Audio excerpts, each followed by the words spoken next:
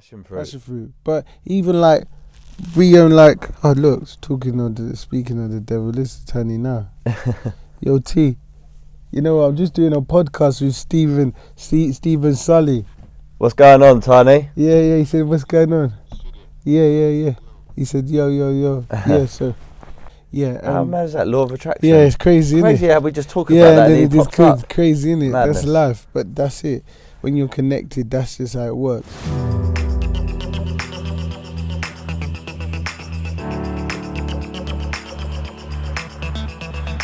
Just finished an incredible, I'm going to call it a journey. The podcast interview that we just had with Dumi from Adhd in London, Tinie Tempah's manager. The experiences, picking his brain. Dumi is a phenomenal man. He really is switched on, he's incredible, he's got energy, he's disciplined, he's got a vision for the future. And you know what, he's still very young, 37 years of age. Hello? Hey, I've got a meeting with Dumi. Yeah, no worries, mate. Second floor. Cool. We are in Hackney by the Olympic Park. The reason why we're here, we're interviewing I want to call him a serial entrepreneur. Well, I certainly know him as, and I hope I'm titling this right, Tinie Tempah's agent or manager. He also is the owner of Adhd in London, a massive brand that has gone to Ibiza, has gone to Dubai. He's a sensational guy, but more importantly, he's one of these guys that kind of sits behind the scenes. He's the foundation and the roots for many businesses. The guy's a legend. He's hugely successful. If you're in that scene of fashion, music, creativity, you definitely know of him. There's certainly people that I know who are fairly successful in that field, and they all speak very, very well of this next guy. This guy called Dumi. I'm looking forward to this interview. It's going to be a cracker. And to be honest, I've done this not necessarily just for the audience. I've done it for my own personal development. This is a guy I've been trying to track down for some time, and now I've got him. It's going to be incredible, trust me. Oh, we've got to do the stairs because Mimbo's away.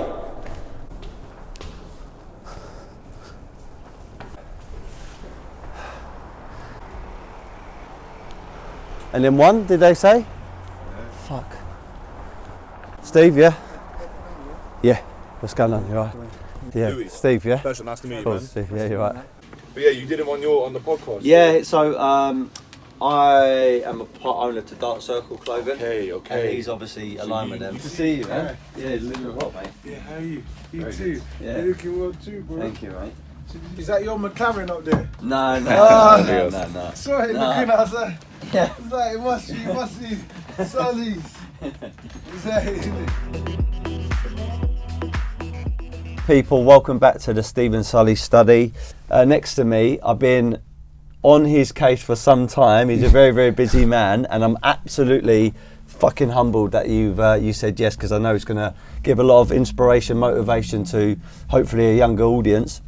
And I'm going to be honest, it's a bit of a selfish one, this one, because I'm intrigued by your story.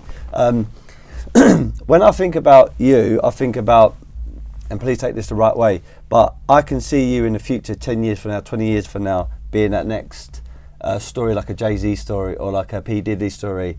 You're kind of the guy that I feel is embedded into the core of a lot of your businesses, and in the future Forbes are going to be writing about you. So I wanted to pick your brain a bit about business. Thank God. I pray that happens, but thank you, man. That's humbling. No problem. And I've been very genuine when I say that. I honestly believe that. Thanks, Stephen, man. You're more importantly like a down-to-earth kind of guy. You've got your feet firmly on the ground, you're humble, but everybody that I've ever spoken to about your name, your brand, they only say very good things about you. So I know you through a business partner of mine, and a friend of mine, and a school friend of yours. Yep. A guy called Ruben Tabaris, who's also been on my podcast. And I know you for owning Adhd in London. That brand has gone global now, Ibiza, Dubai, which is fantastic, and I want to talk to you about that. Obviously, working with or representing key artists, Tinie Tempah, and a bunch of others. So I've done that bit of an intro. Just from the very, very start then, I mean, where have you come from? What is your kind of beginnings? Yeah, just a very kind of humble beginning from South East London, born in Lewisham Hospital, 1982. That's not too far away from me, where I live now. Exactly. I live in Lockspotton, like Alpington, Bromley way. So very much from there, went to school in Lewisham, went to secondary school in New Cross, grew up in Brockley, in Turnham.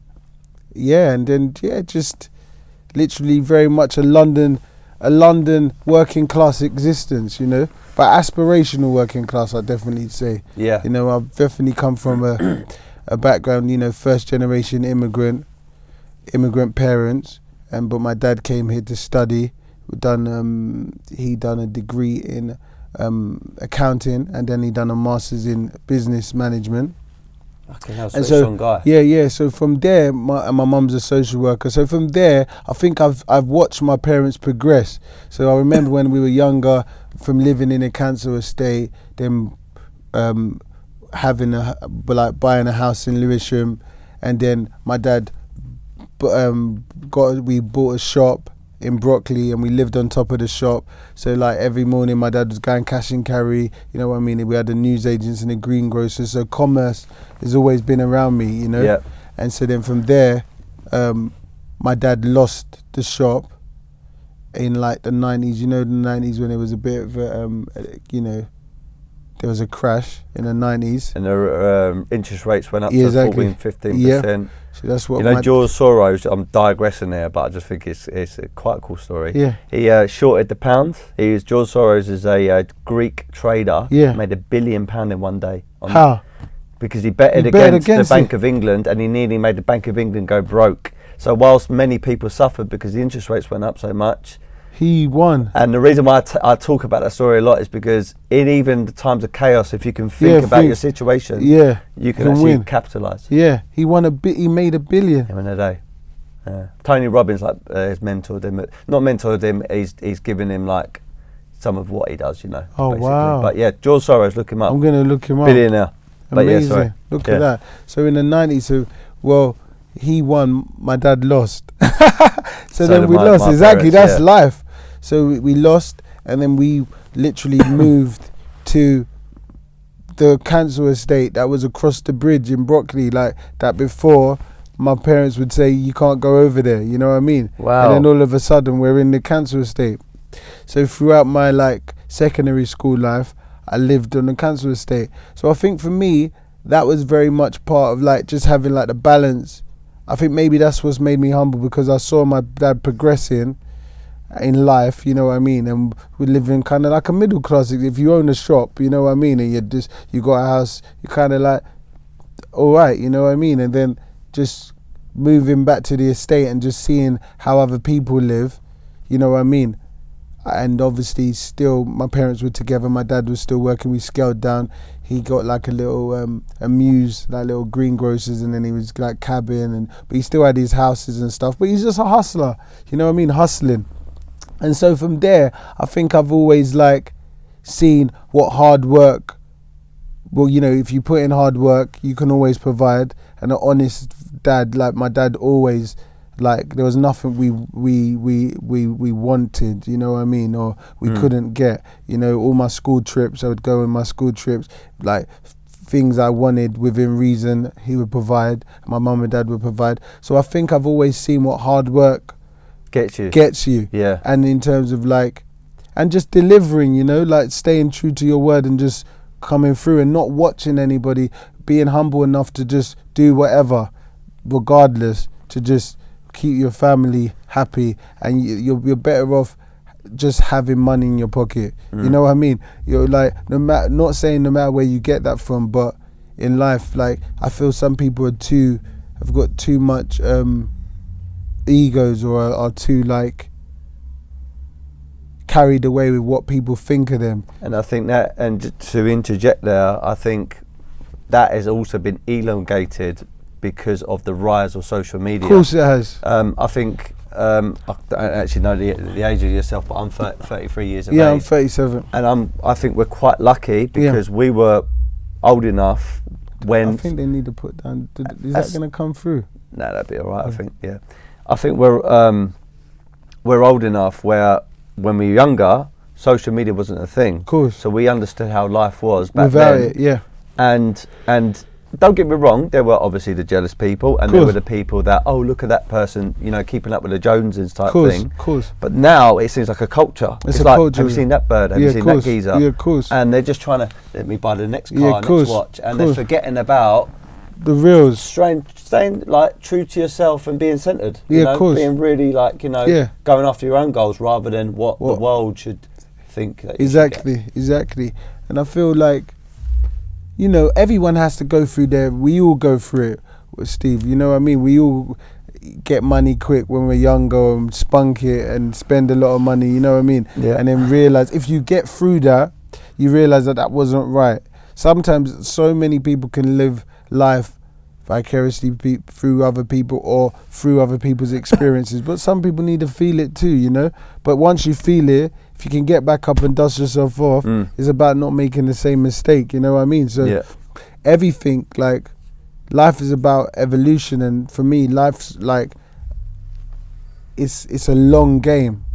So one thing you do realise, for me, like, being like, I would say I've always had an aspiration to do something or be somebody from since I can remember. So when you always do that, you're always almost, you get up to anything to try to make it, you know what I mean? And when you see things that inspire you, do a lot of things, you know what I mean? So I've had many a life, like me now, today, sitting here, I've always been the same person, but I've been around so many different things, just in the quest of trying to break out of, you know, my environment, or just having some level of social mobility, you know what I mean? So the quest is always to elevate your environment or elevate your experience or learn more things and rise to the challenge, you know what I mean? And sometimes that's why podcasts like this are great, because I feel there's a lot of like young males like ourselves that probably do grow up in environments that we've grown up in, but because they can't see true reflections of people doing it that look like them or are from where they're from, you end up getting into nonsense. And sometimes that's why you have to really, you know, touch wood and thank God that you were able to get out of, like, come through that process, you know what I mean? Because not that many people do, you know. But so my whole thing is always just trying to better myself and learn and try. I want to project positive energy and love to people around, and I don't really underestimate, and I saw that from my dad. I don't know what tomorrow holds for a next man, so no matter where I am, you know what I mean? And I've been consistent even with yourself, like when we meet each other, definitely, like, I don't know what tomorrow holds. I didn't know when we met in the gym, I didn't know you were going to do a podcast. Do you get what I mean? Yeah. You were just bang on business and just trying to make it. You know what I mean? Yeah. We're focused. But now look at you now. You know, you've gone through so much, like, life experience. It's probably been about 10 years, maybe, like, I'd say maybe 7, 8 years. 7, 7, yeah. About 7 years ago, the evolution of what you've gone through. Look where you are now. Yeah. You know what I mean? We were just saying off camera that when I first met you, I never shy away from it. Yeah. I was always, don't ever want to get married. Yeah. Don't ever want kids. Yeah. And I was actually a bit more aggressive to say that. So aggressive, so cold. I was like, this guy's like some American psycho. Like, what quest are you? Like, he was just like, well, I respected it though. Yeah, well. Because I had, because I believe in goals and a vision, and I write it down. I'm quite adamant when I want something, nothing else will get in the way of that, and sometimes that's really good. It is good. Like when you're training for something, like a fight, or whether you want to do a business thing or whatever. But actually, sometimes it is a bit cold, and it is a little bit more. I'm only joking. No, it's not. It's not. But sometimes that's not.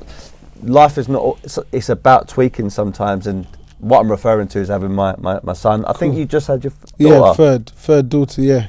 But when I was talking to you I just had my son. Okay. Yeah, so I just had my son, and then I think we were talking about, because if it's 7 years ago, my son's going to be 9, so my son's probably about a year then or something like that. I was talking about having a kid. I think we were just probably talking about having a kid and just being on the move. I was like, oh, do you want to have kids? And you're like, no way. I don't want to have kids. I don't want to get married. I hate kids. No, I've just never ever thought of having kids. Never. Like, so, and I was just like, in my head, I was thinking, obviously you were in the quest of acquiring and just getting to the top, and I just thought to myself, no matter how big the house that you want to be in and whatever you want to do or where you want to go, where you want to travel, I was just like, there's going to be a time when you're going to feel lonely and you're going to want to set another fulfillment. Some people do get to that, you know what I mean? Yeah. Some people do feel, obviously through personal experiences or maybe just out of choice, that they feel that I just don't ever want that commitment. But I kind of would tell you that I probably thought, I just knew, like, I was like, I understand that, but I thought to myself, you're going to change. Yeah. Do you know what I mean? Yeah, the probability is there, isn't it? I was so young. So young, Yeah. and you're going to meet, there's no way, I just thought to myself, there's no way you're going to meet a woman.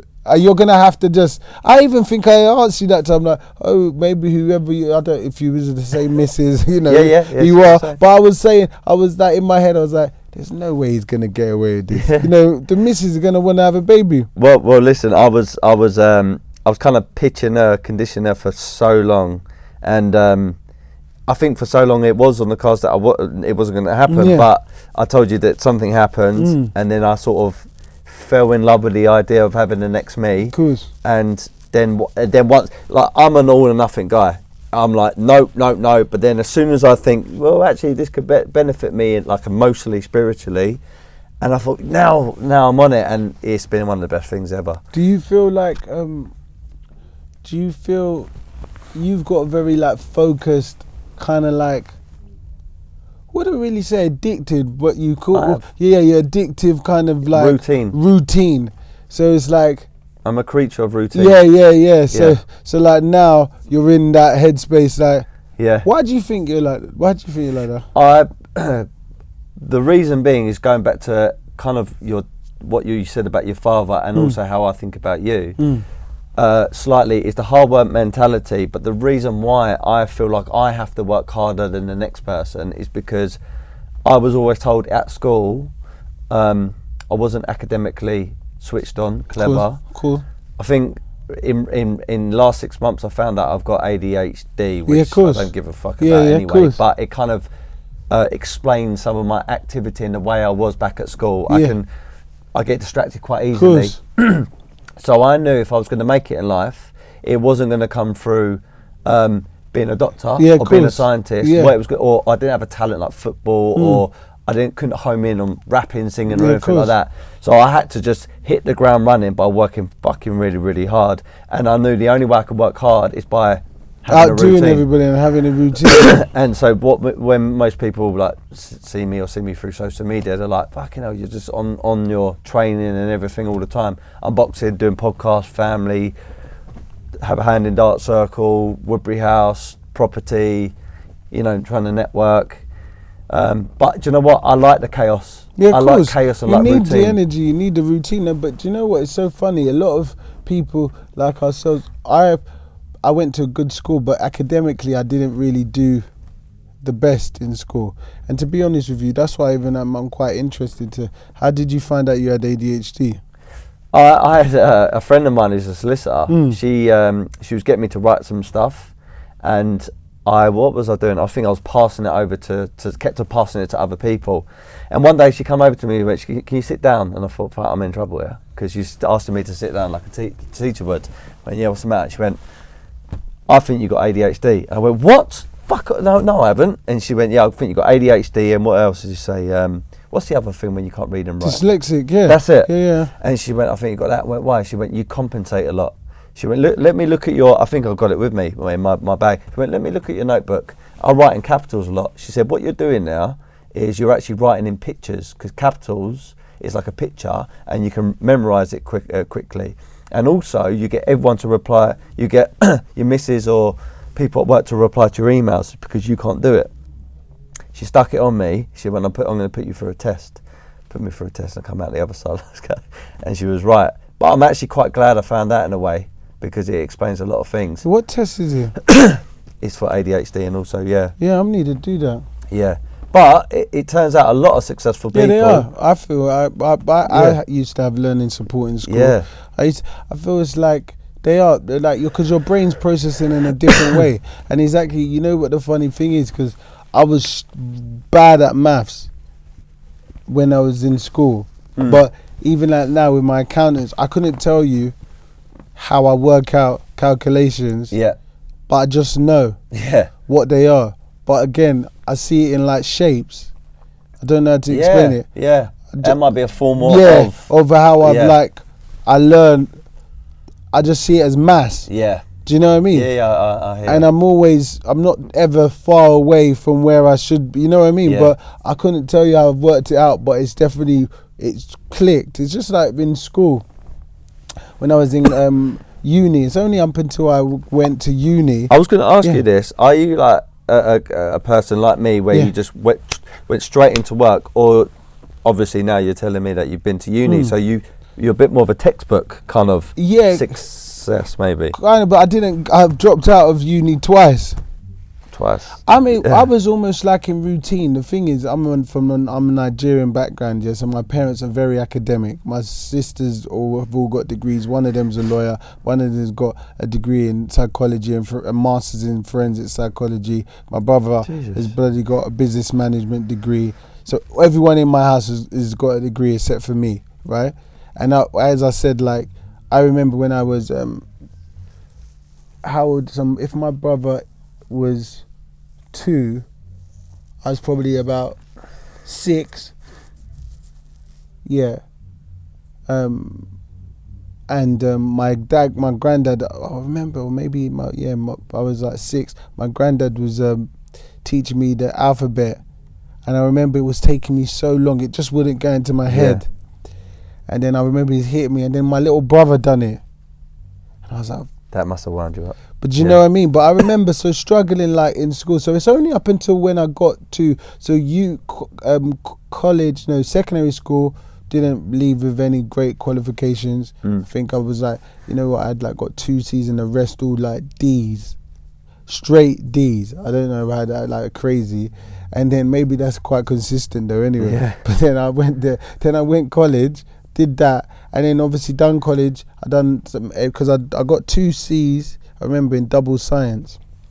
I really liked science. I think I liked the information of science, like, cause I could remember things like stories, isn't it? Process, you can absorb it a bit more. So then it's only when I went college, and then I went to uni. I wanted to do sports, because you just go with the routine, you don't want to leave and work, because you're like, where am I going to work? I didn't really know what I really wanted to do. And then you just go uni, get the student loan. Uni's part of the lifestyle. Did that. I done sports science and football coaching, and then I left that to pursue trying to hustle, trying to make money.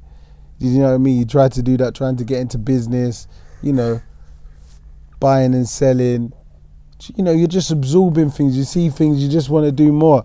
And then that didn't work out, and I went back to uni, and then I was still hustling and stuff, doing my thing. And then I left when I met T. But then when I was in uni, one thing it definitely taught me, that's when I realised that actually I was academic. And I could process, if I did commit to something, I could get a good result, because it was the first time I was like passing really well. Yeah. But I think that happened because I could almost like, it was like I could understand the practical process of the thing I was studying. Yeah. And I had a passion for it. I enjoyed, like, I was doing youth and community studies at Goldsmiths, and I was doing youth work at the time. So when I got to uni, like my assignments and my coursework, I was getting through. And then I realized that, if I really do love something, I can do it. Yeah. So then that's where I was just like, I want to get into music, and the rest is quite like a bit of history. Like, now I'm here. It's wicked, man. Yeah, literally. So all right. So you mentioned Tinie. Yeah. Obviously he's done incredibly well. What most people probably don't appreciate is, obviously you've got the artist, but then behind the scenes there's so much fucking work that has to go there. Of course. But before we get into that part, then how did you meet him? And is your title his manager? I'm his manager. Yeah. Okay. Yeah. So I'm his manager, but so me and Tinie are cousins, so our family know each other. And I met him when he was like when he was 16. And did you instantly see that kind He's of a X star. factor? Yeah. Like He had, definitely looked good. yeah. Yeah, you know, he's little like 16, a little handsome kid, you know what I mean? And he said he MC'd, so I could see the girls would like him. That's what I could see, but I hadn't heard his music. But yeah, from there, and then I heard his music, and we just started recording. And you know, when you get obsessed, exactly what you said, you know, I was obsessed. I was like on a quest. I don't know, something, my inner voice, or there's a gut feeling, and you need two people to be on a quest sometimes, you know. I had a business partner at the time. We were on a quest because we wanted to transition, come out of what we were doing at the time, and we wanted to just do stuff, some proper stuff. And so when we found T, we were like, you know what, we can really do this. So you were already like declared as managers. I was trying to manage. Yeah, I was managing this artist called Stealth. Right. Yeah, at the time, he was one of my friends. One of my friends from uni. Like for me, because I'll be almost a little bit overwhelmed. Like if I said to someone, right, I'm going to manage you. Someone actually once said to me, I want you to, and I said, I know nothing about your business. My friend spoke to me about management. My friend Oze. How would you go about like starting to manage someone? My friend Oze. I always had a passion in music, so I've been around studios. Lots of my friends are decks. You know, when you grow up, every Friday you're just getting out the vinyl, listening to the music. Everyone's trying to MC. Do you get what I mean? So you're just listening to music, around the process of making music, or trying to be in a band, or trying to. So that has always been my teen years.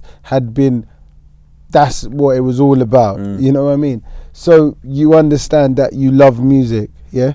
Then you get to your later teens, and you start thinking about making money, because you need to wear the Gucci's to go to the party, you know what I mean? You wanna go to the party, maybe buy a bottle and have a drink, you know what I mean? So you start thinking about business, or how you're gonna make money to look good in the clubs, you know what I mean? So then I was almost like, then I started becoming a bit more obsessed in terms of the process and the players behind it. So the Puffies, the Russell Simmons, and then one big factor was like when Sulley come through Mega Man, I liked the business structure. There was like a crew that had come from like an estate, and they were running it, and then there was one guy at the front that was actually orchestrating it all. Yeah. And I liked the process of that. That was the first time I'd seen an English person, you know, like really, because back in the day, with all of, like, when you used to get the flyers and you see Martin Lana, and you see all of, like, the Cosa Nostra and all of that, these people were, like, mystical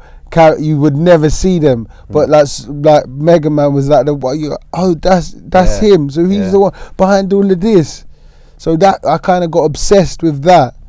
And so everyone wanted to tried to set up their own solid crews or Heartless, pay as you go, you know what I mean? But I mean, like, even, like, your friends, like, everyone. So I think, so when I found T, I was just on my friend, and then my friend, because again, like, you start wanting to, it starts from looking at the promoters. Okay, cool, let's be promoters.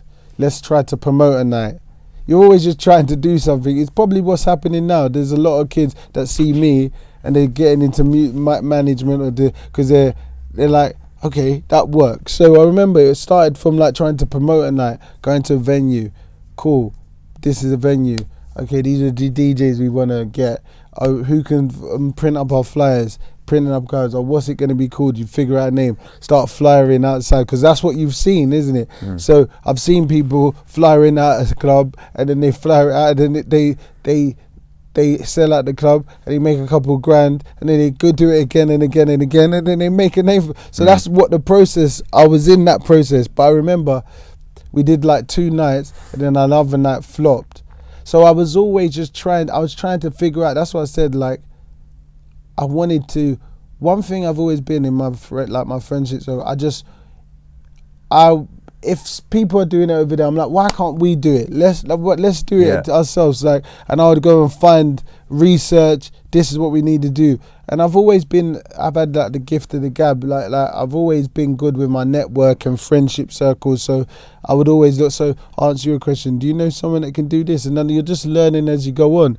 So I remember my friends just knew. One of my friends, Oze, was like, Dumi, why don't you get into management? maybe he saw it in me. You know what I mean? And I remember when he told me, when he told me about it, I ended up going to I ended up like researching artist management on on Google, and I went on the BBC site and I just started reading up about it, and I got kind of obsessed with it. And I ordered the books, just started reading. It's cool, man. And then so when Tinie's mum was at my mum and dad's house, she was like, "What are you doing?" And I was like, "Yeah, honey, I'm at uni, but I'm trying to get into artist management." She was like, "My son does music."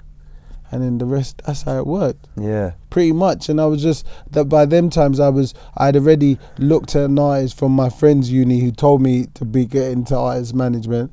And I was like trying to get in contracts for him and recce him for videos. So I was literally ready to go start the whole journey. Yeah. But then he ended up looking at the contract crazy, and the brother got involved. And maybe that's a sign from God, and that fell through. And then T come, and then that's how we set things up. Wow, man, that's wicked. So you've had a few other artists. Am I right in saying Jessie J was I was managing Jessie J. Yeah, how did that go? Amazing. Yeah, that was a great experience, with Jessie. I mean, she's got that raw, talent. Yeah, she's like powerful. Yeah, that was a great... She's quite intimidating. I've never met her, but I would imagine as a fella I'd be like, whoa. But just not in a bad way. No. I mean, she's got so much energy. She's a star. She's a star. She's a diva, you know what I mean?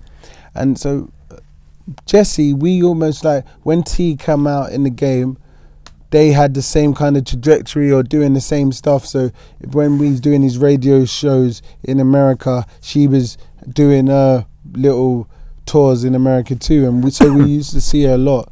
So it came to a point where a couple of years where we had seen her, and I'd obviously Tinie was properly rolling, and then I heard she wanted to change her management, and then so we just started talking, and then I started managing her. Yeah. But Jessie, it was great, real insight of how a female artist can breaks the world, and how in terms of, it was very insightful because how women travel and how they tour is completely different, or the things you have to consider are completely different than managing your cousin with a clique of guys, you know what I mean? So in terms of the operation, the stylist, the makeup, the hair, you know what I mean, scheduling in terms of what you have to consider, even the brands you're communicating with, even just what's going to be aligned to her. Yes, what's aligned to her, even down to just how a female pop artist blows up and what they can do.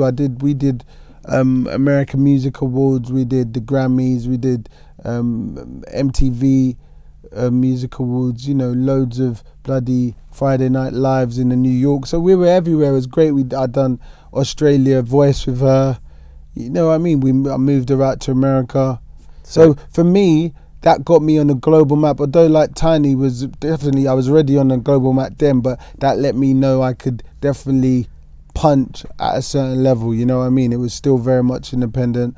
I wasn't via a big management company. So at that time I had Tinie and Jess. That was a great achievement for me, I feel good experience. And because even when I've seen, not even just on your social, but I would look at something else and you'll come up and you're with certain people on a certain level, and I'm like, fucking hell, amazing, just absolutely amazing. Is it a bit like blinkers? You don't even realise that you're at that level sometimes because you're just so focused on the next vision, the next goal. But do you ever sit back or maybe lay in bed sometimes, or your missus might turn around to you and go, you know what, Dumi, you fucking achieved so much. Well done. Yeah. Do you ever get that moment where you think, I'm not the man, but you know what I mean? Yeah, no, do you know what? I always say that, I've learned to now appreciate my position a bit more. I think before I was definitely very focused where, after a show, I'd sell out a show and still be like, we need to do this, we need to do that. I don't even take a moment. Self-critical. Yeah. I don't even take a moment to enjoy the moment. I'm very much like that. Sometimes you feel guilty to even enjoy the moment. Sometimes it's like there's an inner a guilt. Yeah. I would definitely say having more with the family, more it's when I'm able to give my family a certain experience in their life, or they're secure, that makes me feel like, oh, you know what, Dumi, you actually have done it, you're doing well. But everything else, to me, you know what, Steve, like on a level, I'll be very, very honest with you, right? I'm a people person. I love people, like, and no matter, you can be a multi-billionaire, you could be a bloody Nobel Peace Prize winner. But actually, a Nobel Peace Prize winner is probably a nice person. But you know what I mean? You could have an OBE, you could be a sir, you could be whatever, right? If I can't, I'm not going to compromise myself, who I am, to please you. I'm going to be 110% me. The same way Authentic. I expect you to be you. Right? Yeah. And at the end of the day, there's a certain thing, just as people and humans, there's a spirit. And if you're pure, anybody that has got a pure spirit or understands how to read people will understand that that's an authentic human being and their intentions are right. We're animals, aren't we? You know what I mean? So at the end of the day, I read people off of energy and spirit. I don't really care about what you do. It's about what the moment we're going to share together, or the knowledge we're going to share, or what you're going to teach me and maybe what I can teach you, because we can all learn from each other. So I like enriching relationships and things that people that inspire me and people that I feel great energy and I learn stuff off of, and people that are like have a certain level of humility, you know what I mean? And so I never ever do think about, oh, I know this person, or I know, because we're all just humans and everyone started from somewhere, you know what I mean? So who are you when you're at home? That's who I'm more interested in. Like, yeah, we can do all of this. Yeah, I do that. We do that. We all have to know how to network. But really, if I'm going to have a one-on-one with you, or we're talking, or we're in a social environment, I really want to know what makes you tick, and you know what makes me tick. That's what relationships are about, and that's what learning, and we shouldn't ever be. I can look at somebody and be very much inspired by your story and inspired by you as an individual. Yeah. It's inspired by you as an individual, but I can't really be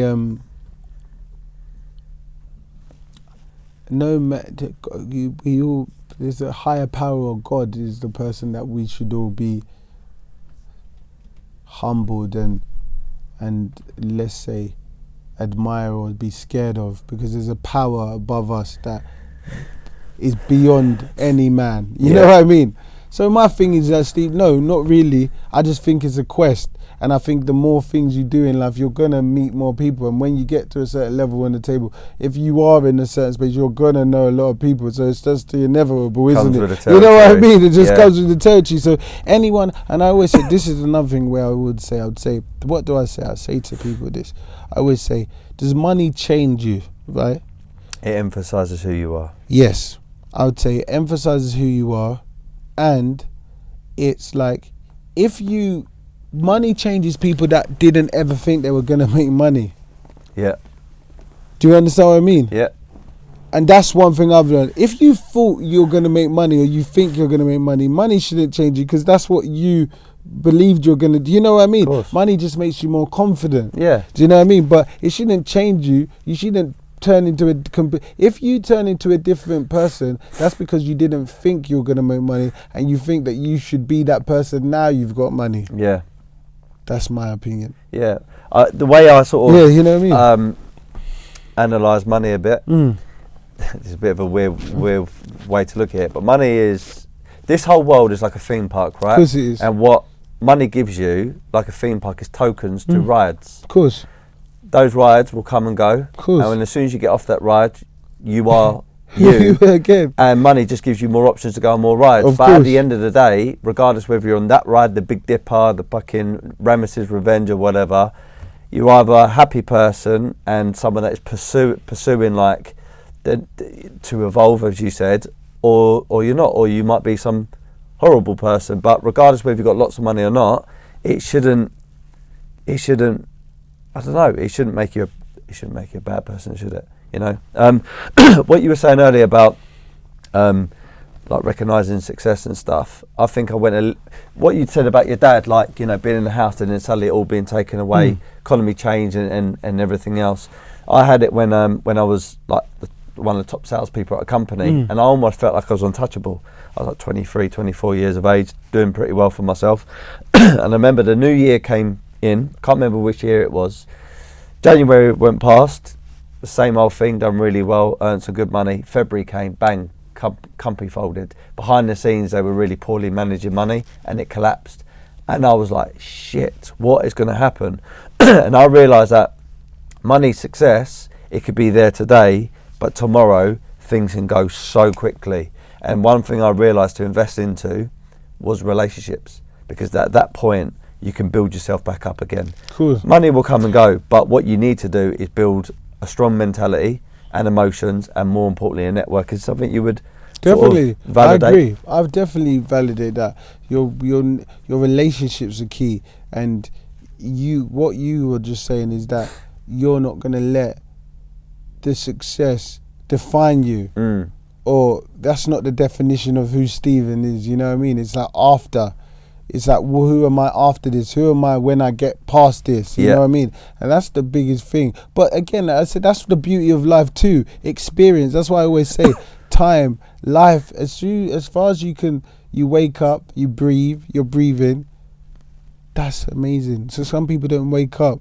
That's how I look at life. I'm like, no matter what shit I'm going through, as far as I'm alive, I can get through it. I'm winning. Yeah. No, I swear to you, like, Puff, I'm winning. It's so true. Dude, that's life. You know what I mean? Like, simple. So that's how I look at it, really. So, obviously, being a music manager, I mean, again, when I think about you, you got lots of accolades of success and companies. So, Disturbing London, then, is that something that came after when you decided to be a music artist manager? Yeah. And what has it achieved so far in short, and where do you see it in the future? I mean, you've got a goal almost to sell it. Yeah. How did it start? So basically, we had a company. My business partner was called Lyndon. My name's Dumi. Lyndon left, but then we called it like it was like on a DL, because these times we thought like we're operating on the down low. DL Records, you know, the ones there. And then it's like, then he left. And then I was like, again, thinking of your toes. I was just like, what am I trying to do? I remember driving. I was like, DL, I need to keep it, but what can it mean? And I was just, I'm trying to disturb. And I was like, I'm a Londoner. Like, I am really, since I've been young, because I'm from South London, yeah. Lots of people don't go east, north, west. Like, from when I was little, my dad obviously having a shop, so we had to go cash and carries around, get newspapers in bloody Liverpool Street, or, you know, go to like bloody go and get a veg in like Spitalfield. Like, so I remember when I was younger, I've always been obsessed with London, like driving around and looking at certain places, or, you know, like I remember always going to my uncle's house. My godfather, they were from how can I forget, like Westbourne Park area. And I remember when we used to go over the Westminster Bridge and I'd see the two lions. Yeah. And I just knew, oh, I'm in London, like I'm in the city, you know? And it used to give me a warm feeling. Goosebumps almost, you know what I mean? I just always felt, I love the city. It's a great place. Too. You know what I mean? I know we're probably both going to be, what's the word, biased? Yeah. But honestly, it is the best place in the world. Best place. Come on, like the mix. Yeah, it's just a great place. You know, so you probably have that, and then so I've always been really very much about London. So I remember going through the process in my head about disturbing. I was like, okay, London, and I was just like, disturbing London. I remember it clicked, and then it was just like that worked. It flowed off my tongue. I remember I was just like, yeah, that's it. And then I'll change the name, and then from there, then I was just trying to think of, then you go through the process like a logo, you need to change a logo. And I remember, again, it's like laws of attraction, like putting things out there. These times I was still like, we're setting up the company still, and we had tea, but obviously those times I still had a little bit of money from my hustling days, you know, so it was still around. I remember, so I used to go to all the shops, and there was a shop that used to have these Air Force Ones, you know, like that a guy used to customize them. And I was like to the shopkeeper, who done this? And he's like, oh, there's a boy called this kid called Brian. He's from Essex. He does it. And then I remember seeing some T-shirts, like some printed T-shirts. I was like, I bought a few. And then my friend introduced me to Brian to get some customized trainers, because you know when you go out you want to go Faces or something. Yeah, okay, cool. Let me get. But I'm going to bloody Cirque.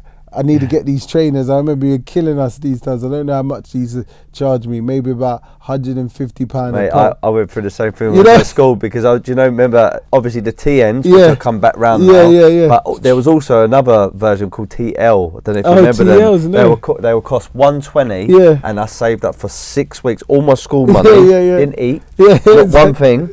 And I would eat in the morning for breakfast, didn't eat all day, starved myself to pocket that money, get home at night, fill my face, and I've done it for 6 weeks and bought the trainers. And it's because when you used to go to certain spots, you got to have them. I'm going to have the trainers, you know it is. So anyway, I met him. It's like a badge of honour.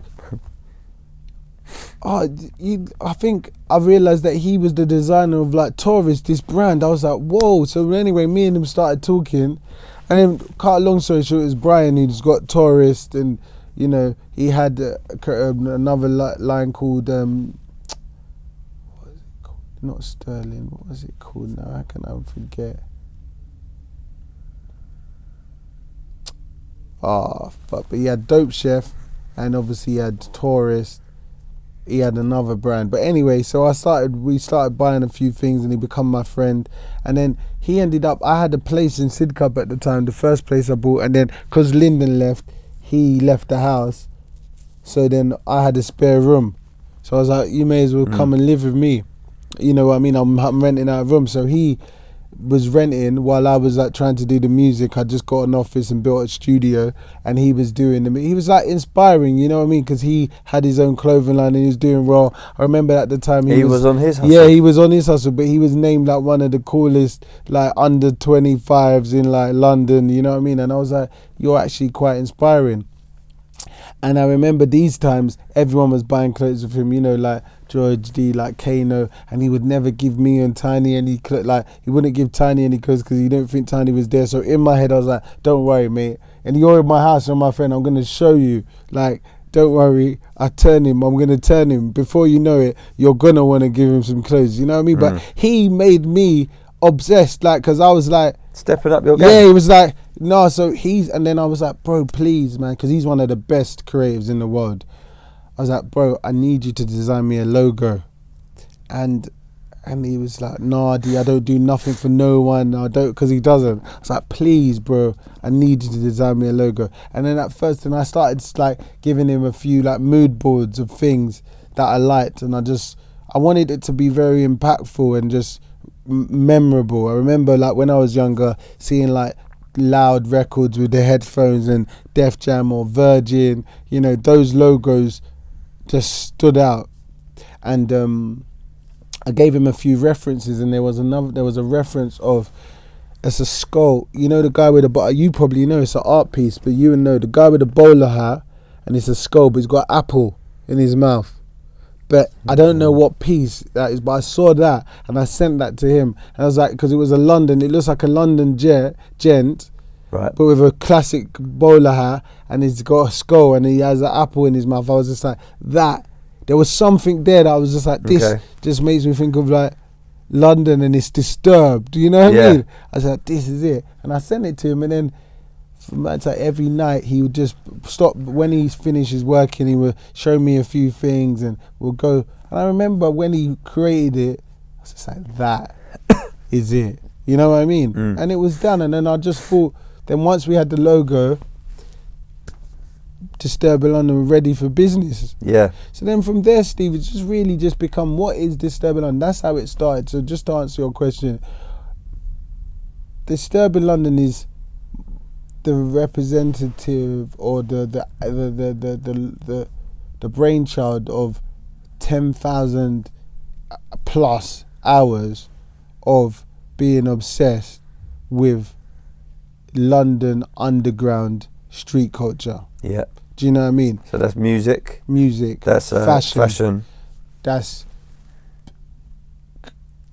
production. That's content. that's parties, events. There's just a culture. There's a language. Yeah. It's just like this. So you know what I mean. So what I've just really done. This is all my childhood passion. So from music, okay, yeah, we go out. Okay, remember we're very much part of fashion. So with the music, you wear the clothes that represent your music, and obviously street cultures influence high-end fashion. So again, I went to a school that I had to like have my like buttons. We used to have gold buttons, and they used to do buttons and socks. So we were always that school that, you know, we always look good because we'd get checked by our prefects. So I've always been around. I've always known how to wear suit. But my parents, being Nigerian, I think we take a pride Sunday's best. You know what I mean? Looking good. So I've always known how to wear a suit and stuff. But then I've been very much into like street fashion too. So I feel already I knew our influence in fashion and what we could contribute to fashion. And I've always just been like, why is it we always have to be the consumer? We influence this so much. Why don't we have a go? You know what I mean? So I'm just like, that's where the fashion side of it's coming from. And in the event space, again, I've been going raves for all my life, from all dayers to like raves. I've been part of rave culture.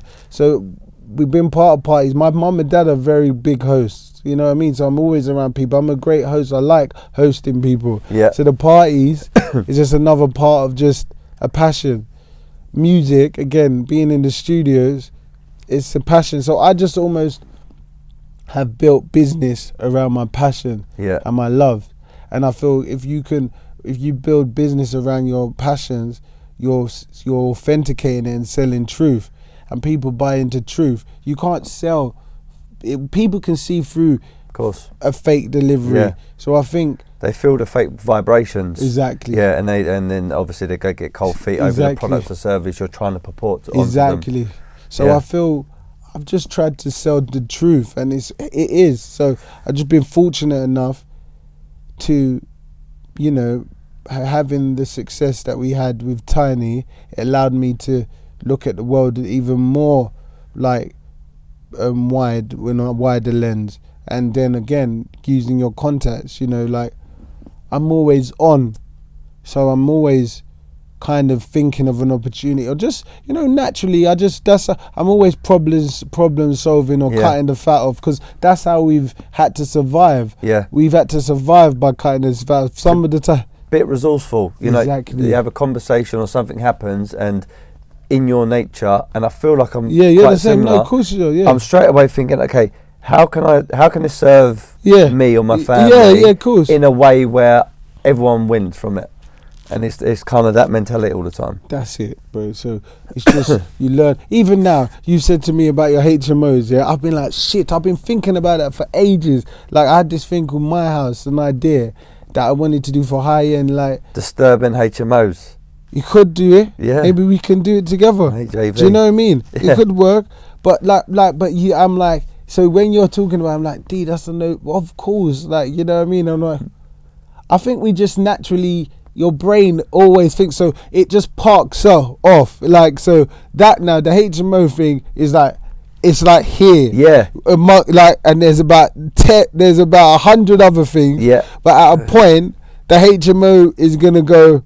Move a little bit more forward, and then I'm probably going to do it. You know what I mean? It slots in the back of your mind. You're just like, okay, you can't jump at everything, because you know, if you execute things, you know how long it takes in business. Yeah. So any man that looks at another man's page, I'm like, well done, Steve, mate. You're killing it. You know what I mean? I don't think we're the type of people that, lots of people do this. Oh, well done, Steve. Then tomorrow, I'm going to start looking for HMOs. Yeah. And I'm going to start trying to look for houses. Yeah.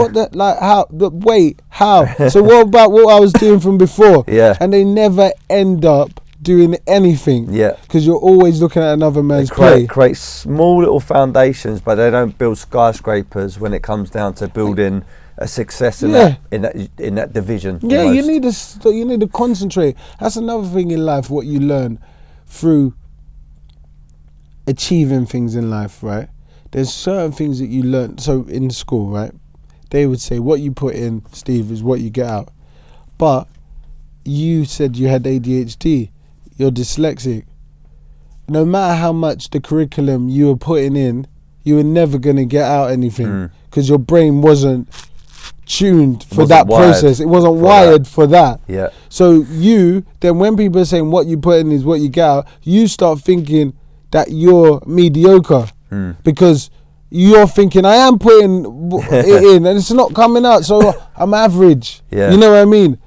So it's only when you realise you achieve something, then you realise, shit, okay, in the process, it is what you put in is what you get out. And then that's when that habit becomes repetitive and you repeat that and then you're a repeat offender. Do you know what I mean? Yeah. And that's what happens. You repeat the effect. You do it again, you do it again, you do it again because you've learnt the process and you've understand what process you need to what you put in is what you get out. And it's, again, concentration. You need routine to concentrate. Do you know what I mean? Yeah. I've learned that when I do concentrate, and concentration for me is exactly what I was saying to you. I don't just jump on everything that just because I'm hearing it. I need to concentrate and do my thing. And when time comes, really, what gives you an opportunity to invest? It's liquidity. Money is what gives you opportunity to invest. So now, you need liquid to invest in houses. Yeah, you could. Okay, let's say if I dedicated myself and I said, cool, I want to start investing in houses. I can start with one. I get it to a process. It's a process. Then I'm gonna have to wait until the yield goes up for that. Take out a bit of money, reinvest in something else. But that's a 10-year game, right? But really, the quickest thing that I can do is concentrate on myself, do what I need to do, build liquid in whatever I'm doing, get to a certain level, then I can get into houses. You know what I mean? But that's where I just feel like sometimes, especially what we were saying before, social media and instant gratification, because everybody believes that things happen overnight, success is built overnight, people are forgetting the process that everything takes time. I don't know who said it. It was some famous person in history. If you give me 6 hours to chop down a tree, I will take 5 hours sharpening my saw. And the point that is raising is becoming like the personal development side of things. A lot of people trying to skip that part, fast track it and just get the result at the end.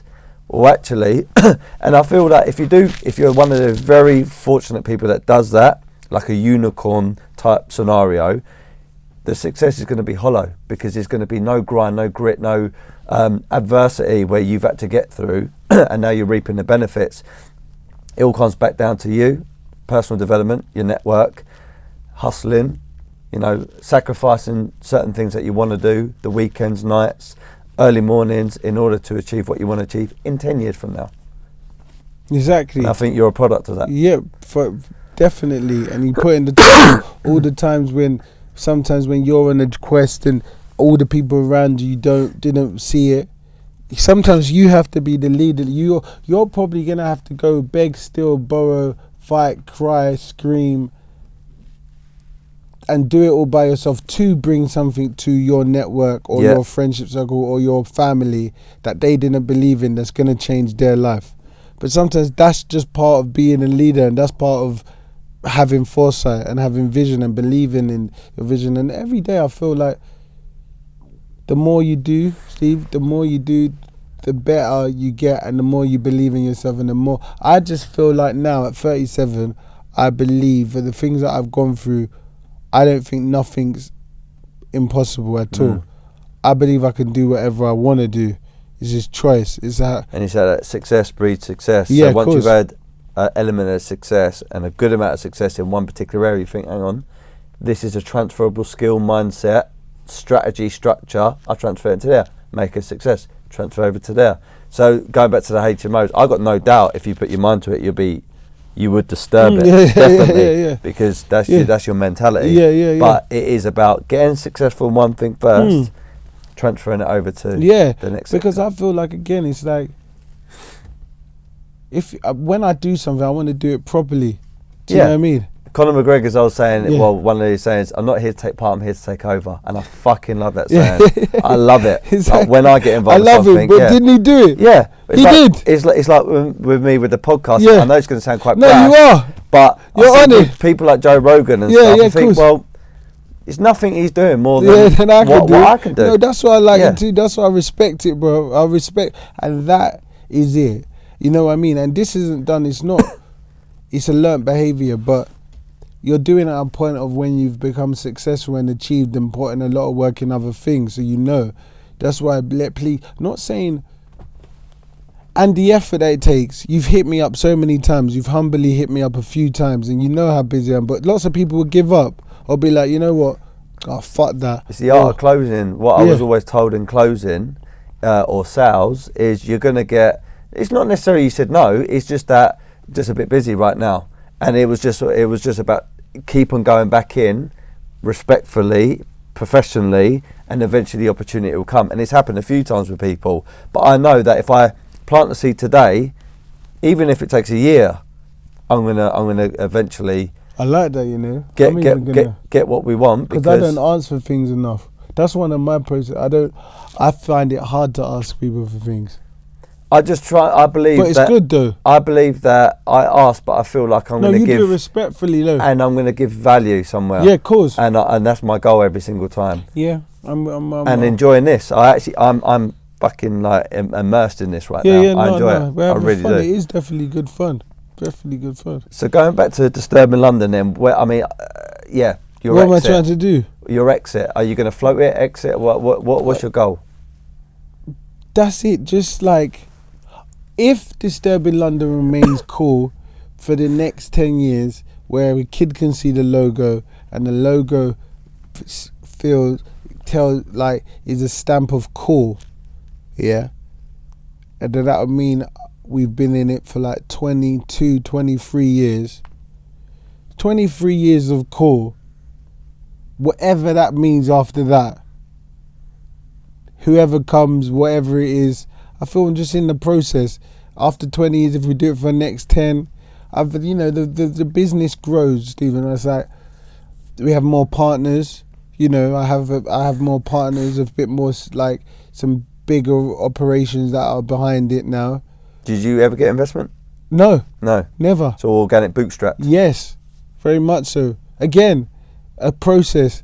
I'm not good. See, when you said to me, I rose some money. Like, I invest in businesses, and it's not that I have got a lot of money to invest. I just believe I invest in people, right? And sometimes I even put my bets on people when I don't. Like, if I had let's say I have 100 grand. If I saw a kid that needs 50 grand, and I can see like a spark in them, like before. Now I've got kids, I'm a little bit more cautious. Yeah. But I'll give you the 50 grand. Well, it's almost like how you must have done it with Tinie. Not necessarily put money into him, but you kind of are. But your time. Yeah, of course. So if you're going to invest your time, you need to know that it's coming back in a roundabout way because that person's got the right attitude for it. Yeah, of course. Yeah, exactly. So that's the type of person I'm. So I'm like, again, I have never risen any money. We've never I need to use the right word. It's like we've never rose any money. But we have a partner that invests on the record side, but everything else is self-investment. I've just started up a communications company with one of my partners called Myth, so it's going to more deal with more of like my communication, like in terms of like my communication and marketing skills, and kind of communicating to like the uninvited audience or hard to reach audience, you know. So I'm very much getting into the process of that, but again, self-invested. I definitely think on paper this is a kind of like, it's an amazing like idea, and there's a massive gap in the market, and I think I'm great at doing that. Primarily, that's what I really do. I'm a brands guy, like, so yeah, maybe I'll go around and try to raise a bit of money for that. But again, I like to almost prove the concept. I want people to be. I don't like people. There was one time when I was starting up my record business, right? And I know, like, one of my friends, his dad was a big businessman, like very successful. And I came to meet him because they were like, oh, they may be interested in investing in you. And I remember I sat down with like the head of their family estate and him. And I was young, like putting my money into his nephew without asking anything. But this is just as a project. But and then I asked him, and this was like a you know, as they say, baptism of fire. Like, you know what I mean? It was like, it kind of like, they sat down with me and ripped the company. Oh, what do you want to do? What do you? And I remember I was just like, you know, when you got so much passion and you know you're going to do something, but they just ripped it. And I was like, I didn't have no business manager. I didn't have nothing. My forecast weren't right, but there was definitely how I explained it. I could see that there was a gap in the market. And I was just like, just come on the journey with me. And I didn't even want to have the conversation, but they wanted to have a conversation with me. And I remember when I left, I was on the train back home and to London, and I sent the estate, you know, the family estate manager like an email message. It's literally like, I appreciated the time. I wasn't really that prepared, but trust me, I'm gonna make this work. And you know what I mean, it's been a great experience. I remember, like, I even felt quite emotional that day. And so from there, I think that process, I just don't raise any money. And I feel it's hard to raise money as a young black male. I feel that, to be quite honest with you, half of the shit I've done, nobody's ever thought I can do it anyway. So I think now, though, like, yeah, you know what I mean? Yeah. You'll get people chucking money at you. Do you know what I mean? Yeah. I definitely see that person. But still, Steve, like, again, not saying like I'm a unicorn, but lots of the things I've done, no one's done before. So they always feel that there's like, it's chaos. So if you're doing music, if you're gonna run a record label, D, how are you managing? How can we invest in this? You know what I mean? And you got studios, and then you do parties, and then you're not here. Then you're in Ibiza. Then you're in Ibiza. You must be having fun.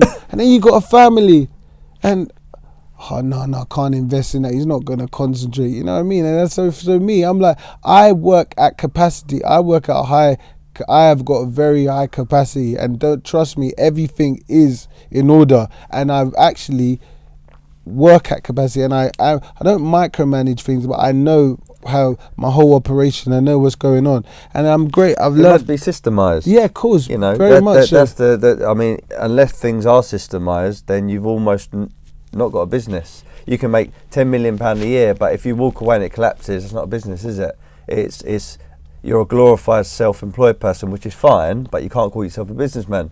You need to systemize and have processes in place. But then, like you say, you can put a finger on certain things every so often just to make sure it's all right. Steve, but that's my point. And so sometimes, and it's not traditional. I'm not doing any like, if I'm doing like bricks and mortar, yes, I have a great like property portfolio, personal. But if I'm doing bricks and mortar, going to bricks and mortar and saying I do property and going to people to raise money, bite my hand off. They get it, because at the end of the day, we can always take, or whatever, it makes sense. Traditional, asset backed. Entertainment is quite speculative, you know what I mean? And a lot of people can't really quite understand where's the guarantee here, right? Now everything's changing with a bit of like all the streaming companies, and you know, technology's changed a lot, and I think people are understanding about the value of IP and the value of data, and just the value of just having a vessel of something to communicate and go direct to a certain demographic. So I feel that I feel people are starting to understand, there's a process, like, but then again, that's why I'm like, okay, maybe I needed what I actually do. I'm a communicator. I do communications. And that's through learning. I do communications. And what else do you do? Yeah, I do marketing strategies. So yeah, I'm a marketeer. Yeah. And so it's communication. I will wrap it up, and that's a business. And you have the head of the business, and you have like the client based, you know, the head of relations, and I just sit on top of the business and tell them what I think we should do, and wham bam, that's the business. Do you know what I mean? That's just what I'm kind of like learning now, to be honest with you. And I had to learn through experience, going into the rooms, realising, okay, well, they're not buying at this. But I've always just learned, do it yourself, and they will come in the end. Yeah. Do you know what I mean? Yeah. Maybe my story is no one's going to invest until it's so big. Maybe then Apple. Then they're coming to you. Do you know what I mean? Yeah. Yeah. I don't know if it's public record, but I've heard it a couple of times. I've sort of seen it on Tinie's Insta a while ago, and I just didn't. I just want to ask you. I heard a story about Drake. What? Passion fruit. Yes. That's not mine. But Tease. That's an amazing story. I don't know whether we could even talk about it, but like that's the shit I love about. There's the face value stuff. Oh, he made this record. Oh, it's cool. But trust me, there's shit going on behind the scenes where they're making a huge amount of success, huge amount of wealth, huge amount of credibility. Yeah, of course. With stuff that you don't even realise was going on, and that's what actually fucking really excites me. And when I heard that story, I was like, I thought you was a part of it. And I just went, what a G. Yeah, no, yeah. Tiny publishes Nana, who produced Passion Fruit. But even like, we own like, speaking of the devil, this is Tiny now. Yo, T, you know, I'm just doing a podcast with Stephen Sulley. What's going on, Tiny? Yeah, he said, what's going on? Yeah. He said, yo. Yeah, so. Yeah, when I'm done, I'll call. I'll do it.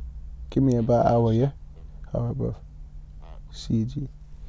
Yeah. How mad is that law of attraction? Yeah, it's crazy, isn't it? Crazy how we just talk about that and it pops up. Crazy, isn't it? Madness. That's life, but that's it. When you're connected, that's just how it works. He owns that.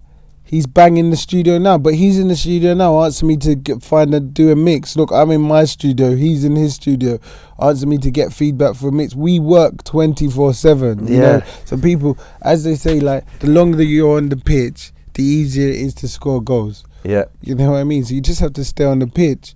But yeah, there's a few. This is more about how me and T see things. It's always about trying to bring through the next person. The biggest thing is not even passion fruit. The biggest thing is Nana Rogues. Because in Tiny finding him, his first record was Girls Like, which is a massive monster of a record anyway. And then through there, he produces Passion Fruit. So the story is the push and pull. Yeah. Nana had the push, you know what I mean? Yeah. And Tiny gave him to pull him up, you know what I mean? And now he can keep him moving, and then someone's going to have a push, and then he's going to pull him up. So then the network becomes bigger. You know what? It reminds me of a bit like football agents. Yeah. Like finding the next person. Yeah. Not necessarily the most skilled. No. It's the one that really wants it. Of course. Scoring the goals. And in a way, reason why it was a bit of more of a personal podcast to interview you is because I kind of see Woodbury House a little bit similar to the music game. We don't represent music artists, but we represent people that do sculptures, painters, neon artists, you know, people like that. And it's kind of the same thing where maybe I've got a skill and a talent, but the brand can actually project them forward and they can make a career, and then their market goes up after a lot of collaborations, after a lot of show PR, all that kind of stuff. So some of the skills, techniques, what to look out for, it is the kind of some of the things. It is the same thing. It is the same thing. It definitely is the same thing. And again, it's just like, life is like, that's what we're in it for. You know, it's not what you've done, it's how many people you've brought through, or how many people you've touched, or how many things influence you've made, and what you've done. And that's the most important thing. And that just keeps the dream alive. It keeps you hungry. It makes you realize you can't be so insular. How much can you look from within? There's only so much you could do. Okay, cool. You could buy art and just look at the art on your wall and just collect a load. But you know what I mean? And yeah, unless you open up your house and you let people see your art, yeah, then okay, fair enough. Some people have a lot of art and great art collectors and they lend their art to museums and that. Okay, cool. You're definitely helping the artist, but that's the same thing. But you almost have to open your door and allow a few things to happen, because that's what allows you to still be close to the energy that got you in there from the start. You know what I mean? The fulfillment is seeing someone from like whatever level, exactly, like emerging, and then taking them from here up to there. And even if you're not the company to take them to that next level, you've given them a foundation and credibility where they can go on to the big galleries or the big museums or the big, you know, I know, like collectors and that, all that kind of stuff. I think it's definitely very important. I know your time's very valuable, so I just want to ask I'm a just couple more. hungry, that's all. Me too, man. Yeah, sorry, bro. Okay, so as far as business is concerned, 37, you're still a young man, you really are. Where do you see yourself, your family, businesses? I know you kind of answered it earlier, but like 10 years from now, 20 years from now, and the importance of having goals. Yeah, you know what? Someone asked me that the other day, and they were like, "Oh, Dumi, you must be stagnant." Because you could cash in today, if you wanted to, and kind of probably sit pretty much for the rest of your life and think, okay, I've done it. I don't know about that. But I know it's not in you to do that. Yeah, I don't know if I could. I don't know. I mean, I'm not going to ask you, but you could probably cash in all your property, sell your business, and then go, okay, I'm done now. Yeah. So like to keep you focused, switched on, and almost your sanity, because you're a creative as well. 10 years, 20 years. I know you can't completely plan it, but what is the vision future like for Dumi?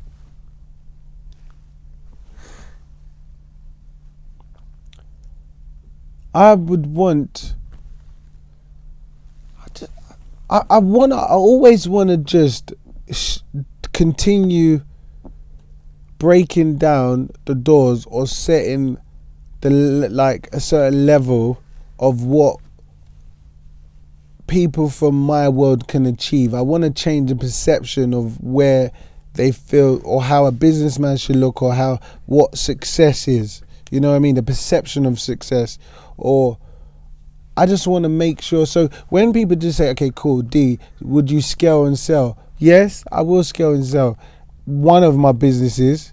You know what I mean? And then that's an experience. Okay, then if you scale and sell, then I have a couple million and I'm going to, by the grace of God, if I have good health, yes, that's what happens. That's part of the process. But then what else is there? There's other ways of impacting. Maybe I want to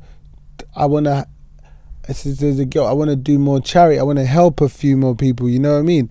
I just want to contribute to the world, and I just don't really. I feel I can contribute in loads of capacity. There's loads of other businesses or different worlds that I want to go into. You know what I mean? And I'm interested in different demographics and just like I may go back to uni and go and get a master's. I would love to go to like Harvard for a little while or go to like Oxford, you know. There's so much thing. I might even, you never know, I may want to get into politics, you know what I mean? There's the a lot of, open now. The door is open, you know what I mean? Because it's happening with you know, loads of people. Yeah, loads of people. So to be honest with you, Steve, like I'm like, there's definitely, I definitely would like to get into sport. I would like to get into sport, but I'm close to sports people. But there's something that I definitely. Well, I've got a similar goal because part of the reason why I went to do another boxing fight after 6 years, obviously to challenge myself, but I attached a charitable cause on it. I got my confidence, I would say, predominantly from boxing when I was 14 in a club called Bromley and Downham Youth, because it's a youth centre as well as boxing. There's like two sides to it. And my boxing fight, I raised money for the boxing fight and donating it all back into there. And that was number one. But number two, the bigger vision to that, it's not just about that club. It's about getting boxing back into schools, because politicians, MPs that, you know, no disrespect, but some of them only think that UFC, boxing, any combat sport is violent, and they just brand it with a violent brush. Actually, it's far from it. It's control. It is discipline. It's routine. It's respect. My dad told me one story once. He said he went to William Penn School, which is now shut down. I think it turned to Dulwich High. He was from East Dulwich. He used to knock around Dog Kennel Wheel and all those places. And he said to me, when they had a problem with each other in the playground, the teachers they were advocates of get in a boxing ring, have it out. They're there to like make sure it doesn't go crazy. At the end of it, shake each other's hands. And that problem didn't extend to outside trying to stab each other, trying to shoot each other, trying to raid someone's house, or going on social media and blasting them and that person getting the mental issues because of it. It was squashed there and then. So I feel that if you look, I'm only going on my gut. No, it's true though. But I feel that, stabbings have gone up horrendously this year. And I'm not saying if you brought back boxing, it completely eradicates it. But what it will do, it will bring down pockets of areas. Of course. And people will start having purpose and having respect. Yeah, of course. Because when and they want to train, and then even sometimes the extracurricular activity, like when I used to go to school and we had an enrichment, like 2 days a week. When you leave school, that from 3:30 to 7 o'clock, danger. Or it's 3:30 to like 6 when you have to go home. What are the kids doing? They're getting bored. But if there's after school should really be from like 8:30 to 6 o'clock. I would say if kids do that, or 9 to 6, that would help so much. Because after 6, it's only going to be some kids that are definitely maybe from a bit more at risk or from like broken homes that maybe that just. But anyone that has any level of structure, you're not going to get caught up in any shit because you have to go home. Yeah. And you'll be so tired and exhausted that you need to go home anyway. Do you get what I mean? Yeah. Because you want to get food. You want to get some food. So I just feel like, there's definitely... Kids are not born bad. Do you know what I mean? Every kid wants to see things and learn things, and the more you expose people to is the more their brains change, you know what I mean? And lots of things, we all know the moment when we saw something that kind of, it all ticked. And you even find, look, tons of, you've probably been around a lot of people like that were probably getting up to naughty things when they were younger, but as soon as they taste the different lifestyle or they start traveling, there's more. They almost like change because they start having conversations with different people, and then they learn more. You see more. You talk more, and then you just like. So that same thing has to. The process has to. I was even saying that yesterday to one of my friends, who's a very successful man. I said to him that he should get a kid, like a 12-year-old kid, because obviously he's had processes with older people that he's obviously fallen out with, or they've obviously taken his kindness for a weakness, so he's lost the trust or doesn't want to give. But he's got a lifestyle and he's achieved so much. I think he'll be, but he's head down. But he's such a positive role model for somebody.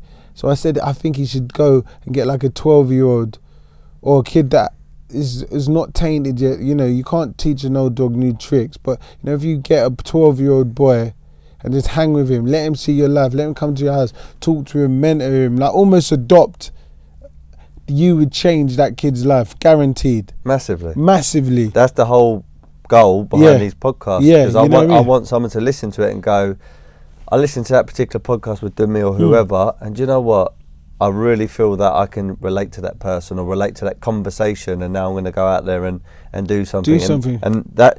These conversations will hopefully spark the imagination of someone else and give them that encouragement to go out there and do that thing too. And what you just said about that fella. You've even inspired me, like, because I've been pissing around trying to do a blog or like some vlogs for a hot minute, and I'm just like, and I'm on so many podcasts, and I'm like, you know what, I think it's time for me to do one, so you're going to return me a favour, and you're going to do one for me. No problem, I would love to, I'll be honest. Trust me. One or two more things. So like business is one thing, but you're I feel like you're a machine when it comes down to like all the stuff that you want to achieve, which is great. But then there's the other side of Dumi, which is the family guy, of course. And then you also got the social aspect. Of course. Just a quick insight, like what do you do in your spare time? Like what's the kind of things that you get up to? Well, Sundays is my best day. Yeah. Of the week, I love a Sunday. Sunday roast, of course. Yeah, I can make a good Sunday roast. Yeah. My wife's a great cook, but hanging with the kids. Okay, Saturdays now I'm in more of a routine. I'm actually enjoying it. Saturdays I take my son to football. Then after we probably go and get like breakfast after, so he gets pancakes or something. So that's our little dad, father and son time. And then go back home, chill with the kids, maybe do something, you know what I mean? And then Sundays is really like, we try our best to go to church on a Sunday, because I grew up around church, so a Catholic church. And then I think kids nowadays, they need the discipline, and it's even a good thing for me to do like a bit of meditation. So when I do I try to go to church, but if not, just go get the Sunday Times, read the Sunday Times, because that's a process. My dad always in the morning used to make me go and buy the Sunday Times, the Sunday Times and the Sun, and I used to read the comic book from the Sunday Times. So I read the Sunday Times to give me an overview of where the world is, politics, good current affairs. But I listen to music, you know, and just chill with my son, crack a few, lots of jokes, watch football with his son, and then obviously have a meal, go and get a chicken from the butchers or whatever you want to do and prepare food and just have some food and eat. Those like simple things for me is like actually, I enjoy the weekends more than ever. My life's busy anyway. Every time's a party, every time's a piss up. Like yesterday we were out, you know what I mean? I was in the AP event, then I went to an event in Arts Club. I feel a bit rough for it now, you know what I mean? So that's part of our life, like that's business.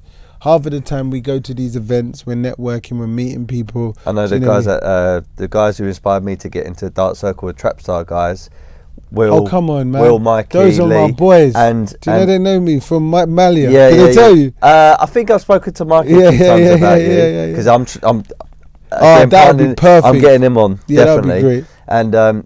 And they were the reason why I got into Dark Circle, because I kept on in a jovial but kind of serious. I was joking, but I've been serious. Like, let me invest into Trapstar. This was before they got the investment. Yeah, of course. Back in 2012, I think it was. And what was I saying? I said to Mikey one time, I was in a club, I can't remember which club in London, and I was chatting to him, I was like, but don't this get on top of you, like doing all this all the time? He went, no, this is my office. It is. And I was like, huh? Like your office? Like, I saw it as a club. Yeah. He saw it as an office where he was connecting with people. And I went, fucking smart, how you flip that mindset. Do you get what I mean? And because he wasn't going out, I was like probably going a bit crazy. Yeah, like, running around. And he's centered. Yeah, of course. He's composed, methodical. Yeah, of course. And he's looking to pop his brand onto certain people. And now look at it, fucking flying. Flying. Them boys have done so well. But again, you know, I'm being the Mikey, and we met. We're just young boys from like South. They were from West. We were going Malia. I remember these times. You know, his boys. Everyone's got their Rolexes on and they changed, wearing all the nice clothes we had. You know, so you're looking at them like, oh, you're exactly the same. It's just a go-getting attitude. Being from London, you're just, when you're around so much affluence and it's like, because we don't have like a British dream or like there's an American dream, you know what I mean? Yeah. But I definitely say that there's a thing of like being in London where you like, there's so many stories. People go from zero to hero overnight, you know what I mean? So, but like where they're from, and it's almost like Lewisham as well, but you've got like Westbourne Grove. Yeah, come on. But then you've got Notting Hill and Holland Park, where you've got 10, 20 million pound houses, and they're next to each other. Yeah, of course. So the good thing about that is they see it. You can see it. Yeah, of course. And and like you said, they're no different. They're human at the end of the day. Yeah, of course. That's the good thing about, I always feel that's why West London boys or people from West London that are from working class West London, they get there. Yeah. Because they've seen it. It's been so close to them. Do you know what I mean? But yeah, definitely like, so that's how we met. But yeah, that's my that's how I enjoy myself, like on the weekends. But do you travel? Because, yeah, I travel loads. Because I travel know you loads travel for business. That's what I was going to say. But is it almost like a bit sick of traveling because you do it all the time, or not? You still enjoy it with the family? Oh, when I travel with the family, that's complete like chilled. Like I won't get a haircut. I just like chill. If I rent a villa or stay at a friend's house, or like, you know, I love going. Summer holidays are great. you know, doing all of that. I love Europe a lot. I love Europe. I love Spain a lot. I've got a little soft spot for Spain. I feel, because I like Spain, because I feel I like the passion of the Spanish people too. Yeah. And I like their country. I feel like the country is such a beautiful country, and it's so big, but there's so many different places. I mean, if you go from Ibiza to Barcelona to Madrid to bloody, you can tell, like, even Mallorca, from Mallorca to Ibiza, or bloody Alicante to, you know, bloody Magaluf or Mallorca, whatever, you know what I mean? Like, but I don't go Magaluf, but you know what I mean? But, you know, even that, when people are like, Magaluf is Mallorca, but, you know, Magaluf is... Yeah, it's not far from there. No, where is Mallorca? Marbella is by... No, Mallorca is Magaluf. When people used to say they're going Magaluf, it is Mallorca. But Palma Mallorca is beautiful, like, as a beautiful place. But in terms of, I like going on holiday, I like traveling, I like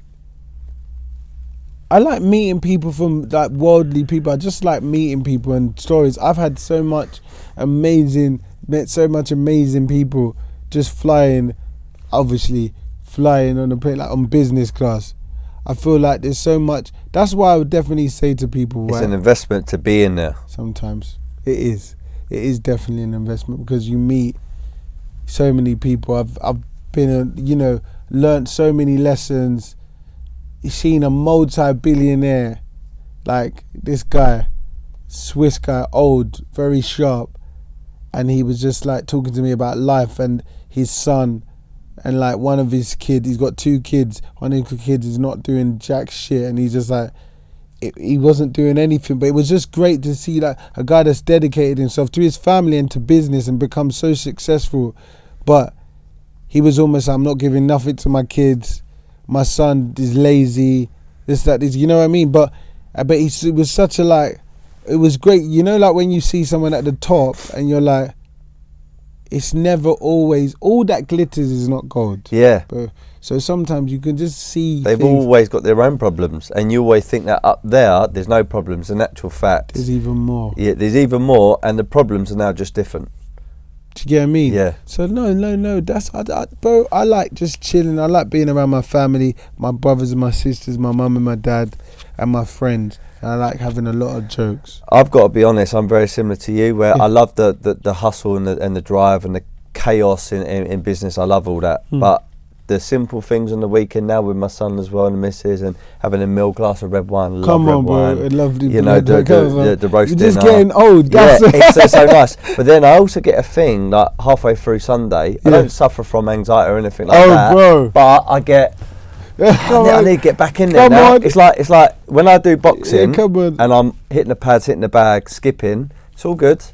But I want to spar now. Yeah, and I know I'm going to get in there and get hurt. Yeah. But I want to. Yeah, it's so weird. And it's like business. It's the same thing, same mindset. Of course. And I bet you get know the same what? thing. Oh, come on.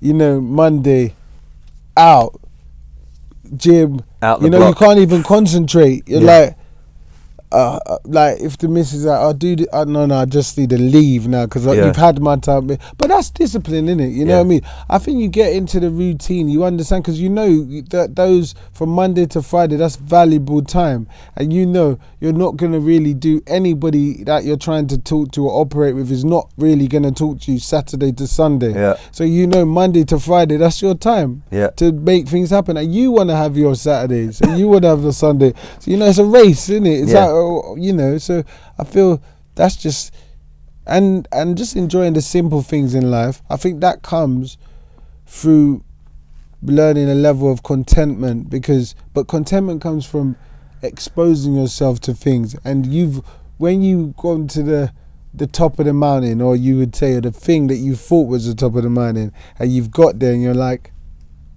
actually this is not like, is this it? It's not even, don't feel how it was meant to feel. This is like, this is a vibe, it's a vibe, but it's not all that. Then you realise, oh shit, you know, this is it, actually it.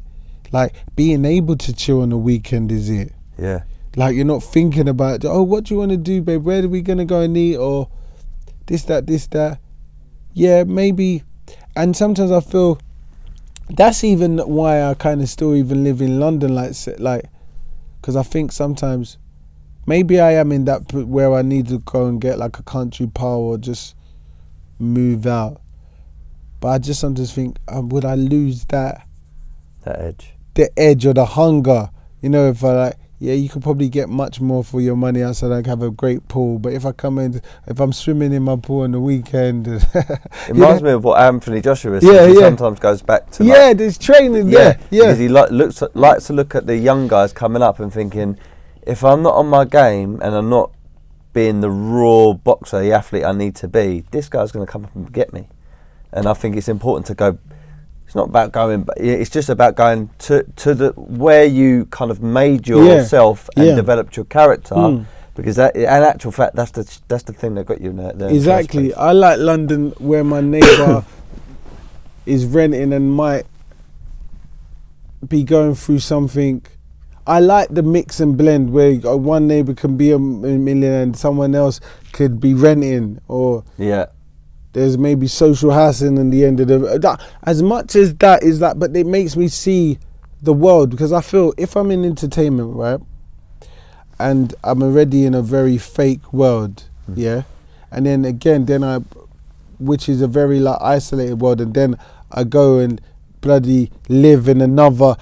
I've looked in some places where it's almost like the Truman Show, you know, gated, one in, one out, and it's like, I'm not saying maybe Stephen, you live in somewhere like this. I'm joking. I'm only teasing you. But you know what I mean? You know, like, and everything's made up and the houses are all, and then like, it's beautiful, but I'm like, it's too staged. Yeah.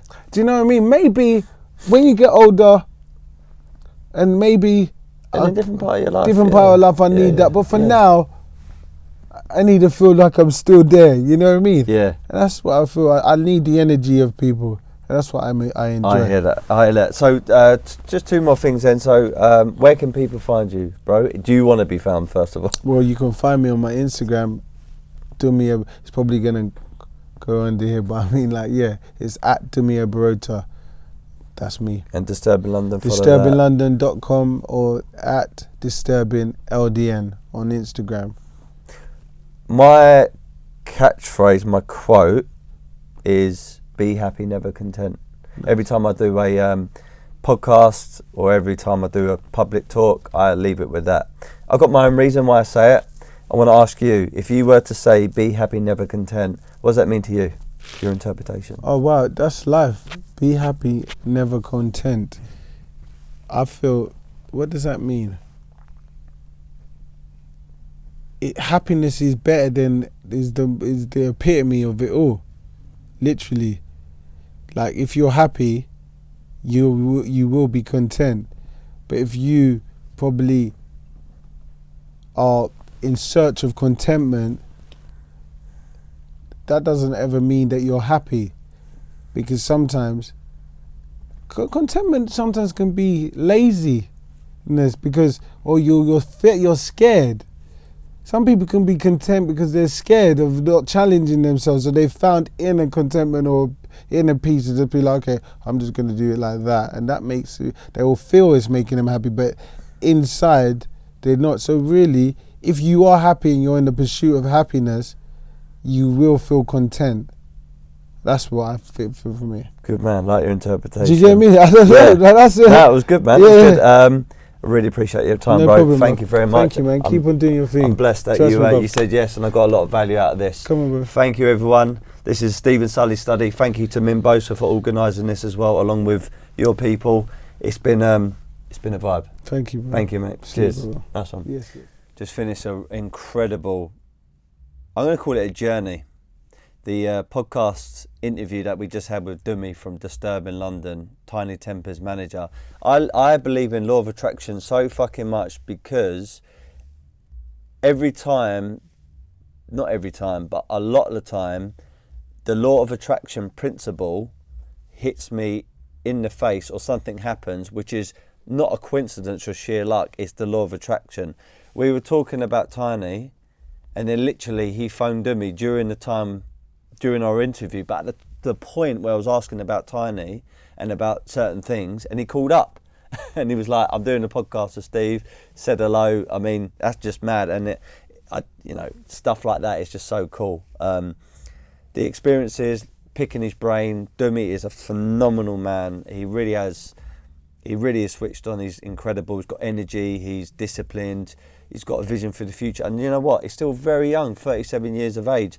If you're in your 30s or below, as far as business is concerned, you're a pup. You know, when you're in sport, football, boxing or whatever, when you get to your 30s, you're kind of coming up to your end of career. So I'm really excited to seeing where he's going to be in the next 5 or 10 years.